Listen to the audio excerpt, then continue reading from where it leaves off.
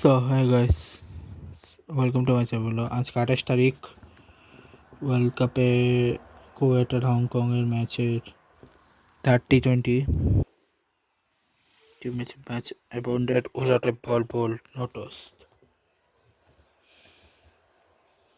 Kuwait আর Hong Kong পরে টি-20 সিরিজের আজকে থার্ড প্লেসের মধ্যে প্লে থাইল্যান্ড, ভুটান জিতছিল, জাপান আর বাহারাইন জিতছিল সুপার ওভারে গিয়ে।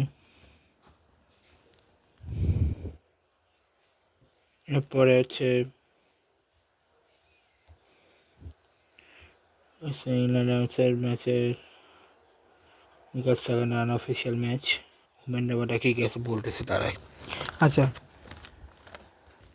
আচ্ছা আজকে হচ্ছে আগামীকাল হচ্ছে থার্ড ওডে হবার্টে শ্রীলঙ্কা ওয়েস্ট ইন্ডিজের। আজকে হচ্ছে ফার্স্ট ওডি, যেটা বৃষ্টির কারণে ম্যাচটা হয়নি। এরপরে হচ্ছে জিম্বাবুয়ে টুরো, যেটা নিউজিল্যান্ডের আগামীকাল 30-20। ইন্ডিয়া যায় এখন ওয়ার্ল্ড কাপের ম্যাচে। আজকে হচ্ছে পাকিস্তান শ্রীলঙ্কার ম্যাচ এবং প্যাসা আসল ম্যাচ ছিল, যেখানে সাহেবজাদা ফারহান কোচ 60 বলে 100, ফোকা জামা 42 বা 84। এরপর 3 বলে 2 শাহাবুদ্দিন আফগান 5 বলে 7, খাওয়াজান আফ্রিকা কি মোহাম্মদ নওয়াজ হচ্ছে 1 বলে 0, সালমান আগা 2 বলে 0, 4 বলে 8, 2 বলে 4 করছে শাহিন আফ্রিদি, নাসিম শেখ বলে 1, আবু আহমেদ 0, 6 রান এক্সট্রা দিছে। দেশ আমার সংখ্যা 3 রান 3 উইকেট নিয়েছে। দুষ্মান্ডা চামের 1 উইকেট, টিকসানা উইকেট পায়নি, ওয়ালের 1 উইকেট নিয়ে লিয়াঙ্গা উইকেট পায়নি, সানাগার 2 উইকেট পাইছে। 176-এর ফার্স্ট পানে দেখো 176 ছিল, এরপরে সবগুলো বাজে বাজে পার্টনারশিপ হয়েছে।